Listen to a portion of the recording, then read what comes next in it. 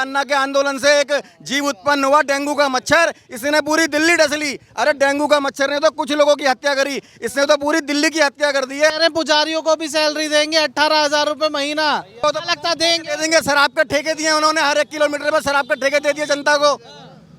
घरों में लड़ाइयाँ हो रही हैं, 1-1 किलोमीटर पर शराब के ठेके दिए हैं उन्होंने।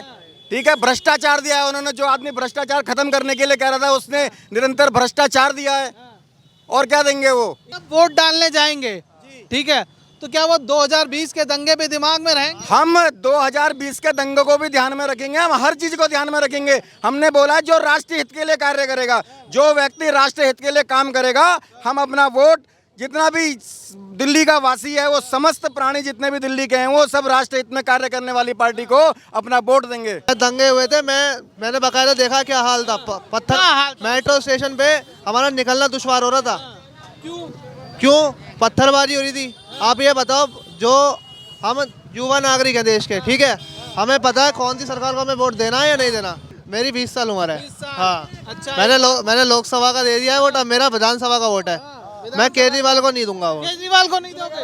पहला वोट है विधानसभा में। हाँ, बात बताइए, आपने शीला दीक्षित की भी सरकार देखी होगी, अब केजरीवाल जी की भी सरकार देखी है, दोनों में बढ़िया कौन है? दोनों में शीला दीक्षित फिर भी ठीक थी। ये तो साला महाचोर, इतना ठगबंधन वाला बंदा है ये केजरीवाल। गया ये कंजड़ीवाल है। केजरीवाल ही ईमानदार है, बस खाली उसी को ही पता है कि वो आ रहा है, बाकी जनता की नज़र में वो नहीं आ रहा। जनता की नज़र में कहीं से वो नहीं आ रहा। जिस व्यक्ति ने लाखों रुपए के अपने घर में पर्दे लगा लिए, लाखों रुपए की टॉयलेट बना ली, करोड़ों रुपए की टाइलें अपने फ्लोर पे बिछा गए, तो वो जनता का क्या भला करेगा महाराज? पानी तो यहाँ साफ आता नहीं है। अभी 1 हफ्ते पहले, 2-2.5 महीने पहले पानी काला आता था।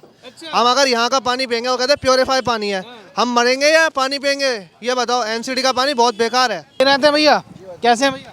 बहुत बढ़िया। 2020 में क्या हुआ था? 2020 में यहाँ पर दंगे हुए थे। अच्छा, क्यों हुए थे वो दंगे? क्या कारण थे, क्या चीज़ें थी, क्या देखा था आपने उस वक्त, क्या माहौल था? यहाँ का माहौल बहुत ख़राब था उस दौरान।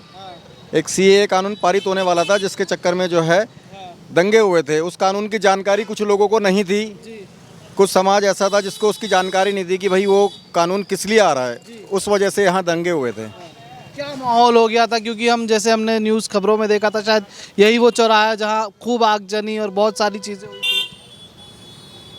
आगजनी इसीलिए हुई थी कि भाई कानून पारित होने वाला था, उसको जो लोग ना समझते, जिनको नहीं समझ में था, उनको कानून के बारे में जानकारी नहीं थी, वो जो है उत्पात मचा रहे थे। आज तो जिम्मेदार मानते हैं वो जो घटनाएं हुई थी उस वक्त, कौन था जिम्मेदार? समाज के ही लोग जिम्मेदार हैं उसमें। अच्छा, समाज के लोग जिम्मेदार हैं। क्या नेता भी जिम्मेदार हैं उसमें? नेता भी जिम्मेदार हैं उसमें। किस नेता को जिम्मेदार मानते हैं? उसमें बस केजरीवाल को सीधा सीधा जिम्मेवार मानते हैं हम। केजरीवाल को जिम्मेदार मानते हैं? जी। अच्छा, क्यों केजरीवाल जी को? क्यों? केजरीवाल की सफाई, वो जो है लोग कुछ इस तरीके से अपना वो दिखा रहे थे, रोष दिखा रहे थे। उनके कुछ ऐसे नेता हैं जिनके द्वारा जनता को जो है भड़काया जा रहा था, उस कारण से ही जो है लोग भड़क रहे थे। नहीं तो जो जो दोबारा चुनाव उस समय भी चुनाव हुआ था और चुनाव के बाद उस घटना को अंजाम दिया गया था, वो घटनाएं हुई थी। तो अब दोबारा चुनाव नज़दीक है, इस बार क्या मन में है, किन चीज़ों को देखकर वोट डालेंगे? इस बार हम वोट डालेंगे जो राष्ट्रीय हित में कार्य करेगा। राष्ट्रीय हित की जो भी पार्टी होगी उसको हम अपना वोट समर्पित करेंगे। तो केजरीवाल जी नहीं है? केजरीवाल बिल्कुल भी नहीं है, कहीं से कहीं तक नहीं है। क्यों? तो उन्होंने कराई क्या? इन 10 सालों में उन्होंने बोला यमुना सफाई करूंगा, आज तक यमुना जो है कभी भी सफाई नहीं, साफ नहीं हुई अभी तक। कूड़े के ढेर जगह जगह पड़े हुए, कहते पहाड़ जो है मैं ख़त्म कर दूंगा। 3 साल उनको जो है निगम के अंदर भी हो गए, अभी तक वो पहाड़ वैसे के वैसे ही हैं। तो कुल मिलाकर के झूठे वायदे। पंजाब में बोला कि मैं महिलाओं को 1000 रुपये दूंगा, वहाँ आज तक नहीं मिले। दिल्ली में फिर एक नई घोषणा कर दी कि मैं 1000 रुपये माता बहनों को दूंगा। तो ये टैक्स का पैसा जो हम लोग भर रहे हैं, जितने भी व्यापारी लोग टैक्स भर रहे हैं, जितने भी सरकारी कर्मचारी टैक्स भर रहे हैं, क्या इनके बाप का है ये पैसा जो ये निःशुल्क जो बांटे जा रहे हैं, वो हर समुदाय को मिल रहा है। मैं किसी समुदाय पर टिप्पणी नहीं कर रहा हूँ, पर ये जो पैसा बांट रहे हैं, इस पैसे से पहले ये कूड़े के पहाड़ खत्म कर लें। सरकारी नौकरी पे जो लोग कार्यरत हैं उनकी सैलरी दे दें 5-5 महीने से जो है। अब तो कह रहे हैं पुजारियों को भी सैलरी देंगे 18,000 रुपए महीना। कौन कहने से होता है भाई साहब? पुजारी तो क्या? 8 साल हो गए कहते हुए वो तो। अरे अब तो दे दी, अब तो लागू। मौलवियों को मिल रही है, पुजारियों को कुछ ना मिलेगी। आपको दी है सैलरी? नहीं, हमें तो नहीं दी, हमें क्यों देंगे सैलरी केजरीवाल, हमें तो हमारी कंपनी।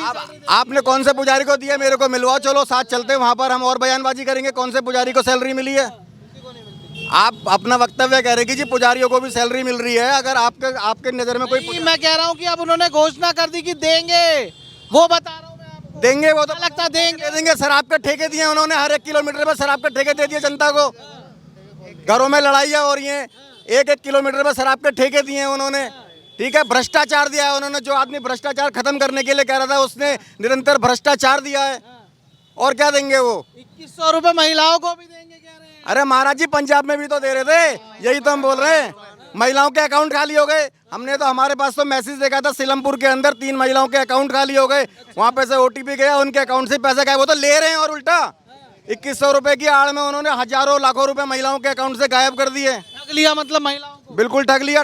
महिलाओं को ही नहीं, पूरे दिल्ली को ठगा है उसने। दिल्ली को ठग लिया। जी, पूरी दिल्ली को ठगा हुआ है। ऐसा क्या हो गया? कहा था कि हमने गरीब जनता का भला किया है, कहते आए हैं। अरे गरीब जनता, हम भी तो गरीब जनता है, आप भी गरीब जनता हो। आपका क्या भला हो गया, आप बता दो, आपका क्या भला हो? गाजियाबाद से है, हमारा तो भला वहाँ कर रहे हैं, यहाँ तो आप बताएंगे। वहाँ तो सरकार, यहाँ आपका भला हो रहा है। वहाँ सरकार एक ईमानदार व्यक्ति की है ना, एक संत की सरकार है वहाँ पे। ऐसा संत में जीवन इसको भी जीना चाहिए, ये दुराचारी व्यक्ति को जो निरंतर झूठ बोलता जा रहा है। कानून व्यवस्था यहाँ की चरमराई हुई है बिल्कुल एकदम। यहाँ का जितना भी नगर निगम है वो सारा खत्म है। अस्पतालों में दवाइयाँ नहीं मिल रही, माता बहनें परेशान हैं। ठीक है, जितने भी ये इन्होंने वो खोले थे दवाइयों के मोहल्ला क्लिनिक, उनमें साले कुत्ते बैठे हुए हैं, गधे बैठे हुए हैं, उनमें आधे बंदे पड़े हुए हैं। तो ये सरकारी पैसे का जो दुरुपयोग हुआ है उसको कौन इसका बाप भरेगा?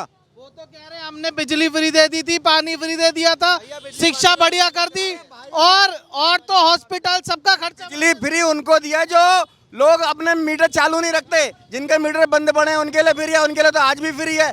5-5 हज़ार के, 10-10 हज़ार के, 1-1 महीने के बिल आ रहे हैं।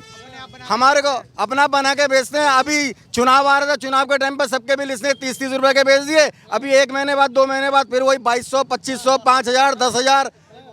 अच्छा, आप वोट डालने जाएंगे, ठीक है, तो क्या वो 2020 के दंगे पे दिमाग में रहेंगे? हम 2020 के दंगे को भी ध्यान में रखेंगे, हम हर चीज को ध्यान में रखेंगे। हमने बोला जो राष्ट्रीय हित के लिए कार्य करेगा, जो व्यक्ति राष्ट्रीय हित के लिए काम करेगा, हम अपना वोट, जितना भी दिल्ली का वासी है, वो समस्त प्राणी जितने भी दिल्ली के हैं, वो सब राष्ट्र हित में कार्य करने वाली पार्टी को अपना वोट देंगे। कौन है राष्ट्र हित में? ऐसा जो भी है सभी समझते हैं राष्ट्र हित में कौन कार्य कर रहा है। कांग्रेस की तो बात नहीं कर रहे हैं। कांग्रेस की बात नहीं कर रहे हम किसी की भी पार्टी की बात नहीं कर रहे। राष्ट्रीय हित में सारा समाज समझता है कि राष्ट्रीय हित में कौन कार्य कर रहा है, जो देश को आगे लेकर के जा रहा है, दो भारत माता को परम वेब पे पहुंचाना चाह रहा है, हम उस पार्टी को वोट करेंगे। अच्छा, आप प्रॉपर दिल्ली से ही हैं? जी, हम प्रॉपर दिल्ली से हैं। एक बात बताइए, आपने शीला दीक्षित की भी सरकार देखी होगी, अब केजरीवाल जी की भी सरकार देखी है, दोनों में बढ़िया कौन है? शीला दीक्षित। दोनों में शीला दीक्षित फिर भी ठीक थी। ये तो साला महाचोर, इतना ठगबंधन वाला बंदा है ये केजरीवाल। गया ये कंजड़ीवाल है, ये इतना दुष्ट व्यक्ति है, इसके बराबर दुष्ट, झूठा, मक्कार। अन्ना को खा गया ये। अन्ना के आंदोलन से एक जीव उत्पन्न हुआ, डेंगू का मच्छर, इसने पूरी दिल्ली डस ली। अरे डेंगू का मच्छर ने तो कुछ लोगों की हत्या करी, इसने तो पूरी दिल्ली की हत्या कर दी है। आज दिल्ली में ऐसी बेरोजगारी हो गई है, डीसीडी वालों को इन्होंने झूठ बोल करके भर्ती करा। वो डीसीडी वाले आज सारे के सारे बेचारे ऐसी उम्र में हो गए, ना वो सरकारी फॉर्म भर सकते, ना वो किसी मल्टीनेशनल कंपनी में काम कर सकते। सबकी उम्र जो है 30-30 साल की हो गई। 24-24 साल की उम्र में उनको, 22-22 साल की उम्र में उनको 700-700 रुपये पर डे पर रखा, 5 दिन जॉब पर रखा, 5 दिन छुट्टी, फिर भी लोग करते रहे, चलो कोई नहीं 15,000 आ रहे, घर तो चल रहा है। आज उनको भी इसने निकाल करके रख दिया। तो इस तरीके से इसने दिल्ली के अंदर कह रहे हैं केजरीवाल का माहौल है, इस बार तो केजरीवाल आ रहे हैं, कह रहे हैं मैं ईमानदार हूँ, जनता साबित करेगी, मुझे वोट दे के दोबारा। वो केजरीवाल ही ईमानदार है, बस खाली उसी को ही पता है कि वो आ रहा है, बाकी जनता की नज़र में वो नहीं आ रहा। जनता की नज़र में कहीं से वो नहीं आ रहा। जिस व्यक्ति ने लाखों रुपए के अपने घर में पर्दे लगा लिए, लाखों रुपए की टॉयलेट बना ली, करोड़ों रुपए की टाइलें अपने फ्लोर पे बिछा गए, तो वो जनता का क्या भला करेगा महाराज। उस मकान में उससे पहले शीला दीक्षित भी रही, अन्य और मुख्यमंत्री रहे, मदन लाल खुराना जी रहे, कितने लोग उसमें रहे। क्या इसी को ही वो रिमोट वाले पर्दे की आवश्यकता पड़ी है भाई साहब? हम तो आम आदमी है, आम आदमी की तरह रहेंगे, गाड़ी नहीं लेंगे, सुविधाएं नहीं। अरे आम नहीं, अब तो वो सेब आदमी हो गया भाई साहब, एप्पल हो गया, एप्पल। क्या कह रहे हो भाई, क्या उम्र है आपकी? मेरी 20 साल उम्र है 20 साल। हाँ अच्छा मैंने लोकसभा का दे दिया है वोट, अब मेरा विधानसभा का वोट है। मैं केजरीवाल को नहीं दूंगा वो। केजरीवाल को नहीं दोगे? पहला वोट है विधानसभा में। हाँ क्यों नहीं दोगे? भैया आप ये बताओ जो अच्छा, आप यहीं रहते हो पहले? यहीं का निवासी हूँ। मौजपुर बाबा। हाँ मौजपुर बाबरपुर का निवासी हूँ। बात बताओ, हाँ तो यहाँ पर दंगे हुए थे तब आप थे उस टाइम यहाँ पे? मैं दंगे हुए थे, मैंने बकायदा देखा क्या हाल था। पत्थर क्या हाल था? मेट्रो स्टेशन पे हमारा निकलना दुश्वार हो रहा था। क्यों? क्यों? पत्थरबाजी हो रही थी। आप ये बताओ जो हम युवा नागरिक हैं देश के, ठीक है, हमें पता है कौन सी सरकार को हमें वोट देना है या नहीं देना। जो देश के लिए काम करेगी हम उसको वोट देंगे। हाँ तो देश तो पत्थर कौन फेंक रहा था? क्या माहौल था उस भैया देखो, लड़ाई कुछ की होती है लेकिन शामिल सब हो जाते हैं। भड़काता तो कुछ कम लोग हैं, लेकिन कौन? क्या है ना, लेकिन पत्थरबाजी तो सब करते हैं उसके बाद। तो हम ये किसी पार्टी का नाम ले रहे ना किसी समुदाय का नाम ले रहे, पर जो ये उपद्रवी लोग हैं इनको खत्म तो कर नहीं पाए केजरीवाल। जब उनको खत्म नहीं कर पाए उपद्रवियों को, तो मैं वोट क्यों दूं? ये बताओ ना। वो तो कहते हैं मोदी जी कुछ करने नहीं देते। अरे करना तो बहुत कुछ चाहता हूँ। मैं मोदी की कह ही नहीं रहा, मैं मेन बात क्या केजरीवाल की चल रही है। पानी तो यहाँ साफ आता नहीं है। अभी एक हफ्ते पहले, 2-2.5 महीने पहले पानी काला आता था। हम अगर यहाँ का पानी पियेंगे, वो कहते हैं प्योरीफाई पानी है, हम मरेंगे या पानी पियेंगे? ये बताओ। एनसीडी का पानी बहुत बेकार है। बहुत बेकार। हाँ पर वो तो कहते हैं कि हमने बहुत कुछ दिया दिल्ली में। कांग्रेस सुनो कोई भी दे सकता है महाराज। अगर नालियों का पानी अगर पाइपलाइन में आ रहा है तो वो तो कोई भी फ्री, क्या उसे तो कोई वैसे ही लेने को तैयार नहीं होगा। वो तो फ्री रहेगा। नालों में इतना पानी भरा, सारा फ्री का ही है वो। अगर पानी देना, लोग 25-25 रुपए की बोतलें खरीद के पी रहे, बिस्लरी की 80-80 रुपए की बोतलें खरीद के पी रहे। इतना जो है दुर्भाग्य है ये दिल्ली का। ऐसा दुर्भाग्य है दिल्ली का जो है 10 साल में इसने दिल्ली को कम से कम 50 साल पीछे पहुंचा दिया।